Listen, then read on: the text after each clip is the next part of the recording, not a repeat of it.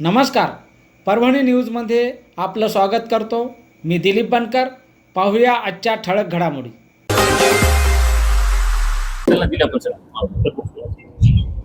अनेक महिन्यांपूर्वी सर्व शेतकरी नेते व सामान्य शेतकरी मिळून एक मोठं आंदोलन महाराष्ट्रामध्ये झालं होतं आणि सामान्य शेतकऱ्यांची मागणी होती की आम्हाला कर्जमाफी झाली पाहिजे.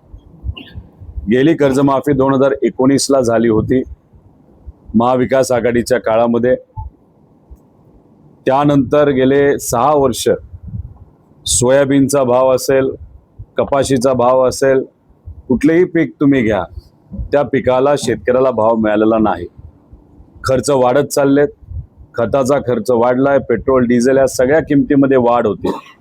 पण ज्या पद्धतीचा हमी भाव शेतकऱ्याला मिळाला पाहिजे तो मिळत नसल्यामुळे गेल्या 6 वर्षात शेतकरी अडचणीत आला होता. म्हणून शेतकऱ्याची मागणी होती की आम्हाला कर्ज भरता येत नाही, आम्हाला कर्जमाफी मिळाली पाहिजे. मग रोष मोठ्या प्रमाणात वाढत होता. सर्व शेतकरी नेते रस्त्यावर होते. अनेक आंदोलनामध्ये आम्ही सुद्धा सहभाग घेतला होता. आणि मग तिथे गेल्यानंतर रोष वाढल्यानंतर मग कुठेतरी सरकारला मागणी मान्य करावी लागली. मान्य करत असताना जून महिन्यामध्ये आम्ही कर्जमाफी करू असं सरकारने सांगितलं. आणि त्यात आता जून महिना आला. 2 जूनला GR काढण्यात आला. आम्ही अभिनंदन केलं सरकारचं. पुण्यश्लोक अहिल्यादेवी होळकरांचं नाव या महत्त्वपूर्ण योजनेसाठी दिलं, त्यासाठी सुद्धा अभिनंदन केलं. पण जेव्हा आम्ही पूर्ण GR वाचला, त्यातल्या अटी वाचल्या, त्यातून एक मात्र आम्हाला कळालं की 70% शेतकऱ्यांवर अन्याय होणार आहे. आणि मग एवढ्या मोठ्या महामानवाचं नाव तुम्ही देत असताना जर 70% शेतकऱ्यांवर अन्याय होत असेल तर कुठंतरी नावाचा पण अवमान हे सरकार तिथं करतंय असं आमचं मत होतं. याच्यामध्ये 2 प्रामुख्याने अटी आहेत. एक अट म्हणजे 2019 मध्ये ज्या शेतकऱ्यांनी कर्जमाफीचा लाभ घेतला त्या शेतकऱ्यांना फक्त 50,000 रुपयाची कर्जमाफी होणार. आणि मग ज्याचं समजा OTS मध्ये गेलं, ज्याचं 50,000पेक्षा जास्त आज कर्ज थकीत असेल तर त्यांना वरचे पैसे भरावे लागतील आणि 50,000च मदत होणार. आज 2 लाख जर थकीत असेल व्याज धरून तर त्याला 1.5 लाख भरायचे, मग 50,000ची कर्जमाफी मिळणार. त्यामुळे ही अट 2019ची काढावी, 50,000ची मर्यादा काढावी, सरसकट 2 लाखाची मदत जसं महाविकास आघाडीच्या काळामध्ये दिली गेली होती ती दिली जावी अशी आमच्या सगळ्यांची आणि शेतकरी संघटनेची पण आणि शेतकरी नेत्यांची पण हीच मागणी आहे. याला जोडून दुसरी मागणी जी आहे, जे रेग्युलर असणारे शेतकरी आहेत, सहसा ते 14 ते 15 लाखाच्या आसपास शेतकरी आहेत, तर त्या शेतकऱ्यांना 50,000ची कर्जमाफी नाही तर प्रोत्साहनपर जी मदत तुम्ही देत आहात ती वाढून 1 लाखापर्यंत करावी. आणि त्यांच्या मध्ये सुद्धा एक अट टाकण्यात आलेली आहे.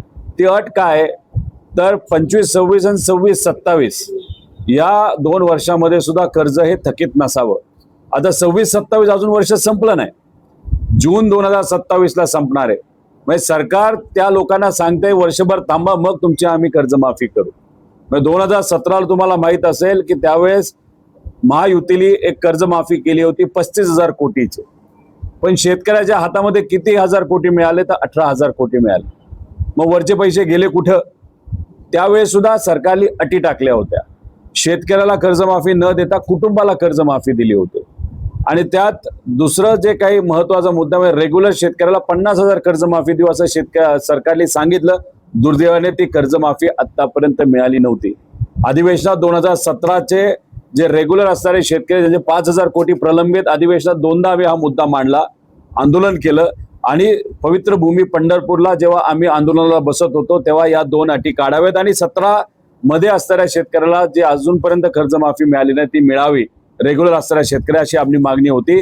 शेतकरी एकजुटीचा कुठेतरी धास्ती या सरकारने घेतल्यानंतर तिथं ती 17ची जी कर्जमाफी आहे रेग्युलर ती त्यांनी मान्य करून कॅबिनेटमध्ये पास केलं आणि 5,000 कोटीच्या ऐवजी 1400 कोटीचं प्रोव्हिजन तिथं झालेलं आहे. पण मग आम्ही पंढरपूरला जेव्हा बसलो आमची अपेक्षा होती की सरकार कुठेतरी या शेतकऱ्याचा रोष जो वाढत चाललेला आहे तर त्याला कुठेतरी नरमेल आणि आम्ही केलेल्या मागण्या ऐकेल. अनेक शेतकरी मोठे नेते तिथे आले, त्यांचं मी आभार व्यक्त करतो शेतकऱ्यांच्या वतीने. आणि तिथे आल्यानंतर मग सरकारकडनं महाजन साहेब जे आले होते त्यांनी त्या पवित्र भूमीमध्ये शब्द दिला, तो सुद्धा मीडिया समोर दिला. मीडियासमोर मुख्यमंत्री साहेबांशी त्यांचं बोलणं झालं आणि त्याच्यात ते बोलत असताना सांगितलं की 22 तारखेच्या आधी तिथं आम्ही तुमच्याबरोबर बैठक करू. आम्ही म्हणलं आमच्याबरोबर बैठक फक्त करू नका, कारण की हे राजकीय भूमिका आमची नाही आहे. याच्यात आमच्या पक्षातले नेते घ्या, शशिकांत शिंदे साहेब, उद्धव ठाकरे साहेबांच्या पक्षातले नेते घ्या, काँग्रेसचे नेते घ्या आणि त्याच्याचबरोबर राजू शेट्टी साहेबांना घ्या, त्याचबरोबर अजित नवले साहेबांना तुम्ही घ्या, जे बुलढाण्यामध्ये आपले तुपकर भाऊ जे आंदोलनात त्यावेळेस बसले होते त्यांना तुम्ही घ्या, बच्चू कडूंना घ्या आणि इतरही सर्व जे शेतकरी नेते आहेत त्यांना घ्या. आम्हाला यात राजकारण करायचं आहे, फक्त मार्ग निघाला पाहिजे. हो बोललं गेलं, पण दुर्दैव असं 22 पर्यंत कुठे निर्णय झाला नाही, चर्चा सुद्धा झाली नाही. अजूनपर्यंत त्यांच्याकडनं संदेश आलेला नाही. याच्यात राजकारण होऊ नये अशी आमची भूमिका होती. सरकारने त्या पवित्र भूमीमध्ये शब्द दिला, आम्ही विश्वास ठेवून आमचं आंदोलन मागे घेतलं. पण 22 पर्यंत जर त्यांनी बोलावलंच नसेल, चर्चाच झाली नसेल आणि तसं हे जर पुढे जाणार असेल तर हे आम्हाला पटणारं नाही. म्हणून आम्ही निर्णय घेतलेला आहे, सर्वांनी निर्णय घेतलेला आहे. हे शेतकरी आंदोलन आहे, रोहित पवार फक्त एकट्याचं आंदोलन नाही, सगळ्यांचं आंदोलन आहे. 29 तारखेला मराठवाड्यासाठी एक फार मोठं आंदोलन शेतकरी उभं करणार आहेत.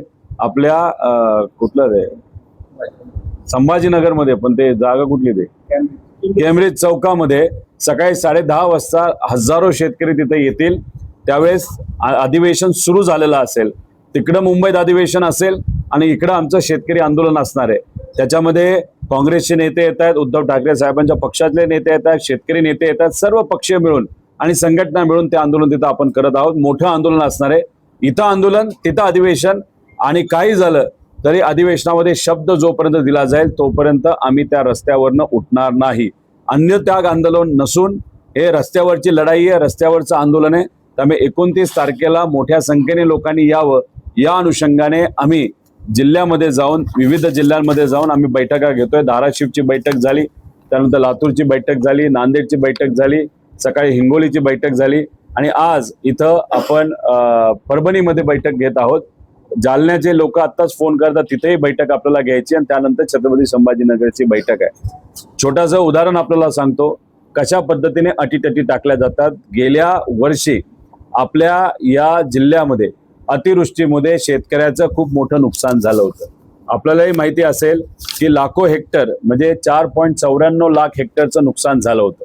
अपेक्षा शेतकऱ्याची होती की जे सरकारने जाहीर केलं होतं त्या अनुषंगाने विमा कंपनीकडनं आणि सरकारकडनं आपल्या या जिल्ह्यासाठी 1800 कोटी रुपये येतील असा अंदाज होता. एवढं मोठं नुकसान झालं होतं. पण आले किती? तर आता तुम्ही बघा, खरीप 2023 मध्ये जेव्हा कर्जमाफीची कर्ज विम्याची योजना होती, पीक विम्याची, आणि त्यावेळेस 4 ट्रिगर होते, तेव्हा आपल्या जिल्ह्याला 2023ला 420 कोटी मिळाले, खरीप 2024ला 501 कोटी रुपये मिळाले.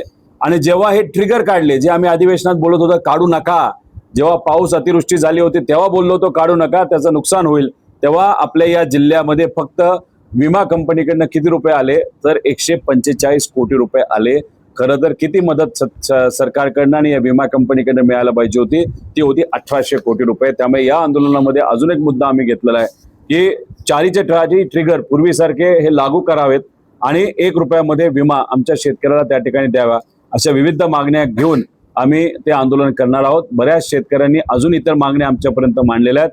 जसं शक्तीपीठ मार्ग हा नको, ही मागणी त्याच्यामध्ये आहे आणि बरेच इतर विषय ते आम्ही हळूहळू टप्प्याटप्प्याने सरकारच्या पुढे तिथं मांडणार आहोत. धन्यवाद. आणि याचबरोबर हे बातमीपत्र संपलं. पुन्हा भेटूया पुढील बातमीपत्रात. शहरातील ताज्या घडामोडी जाणून घेण्यासाठी पाहत राहा परभणी न्यूज.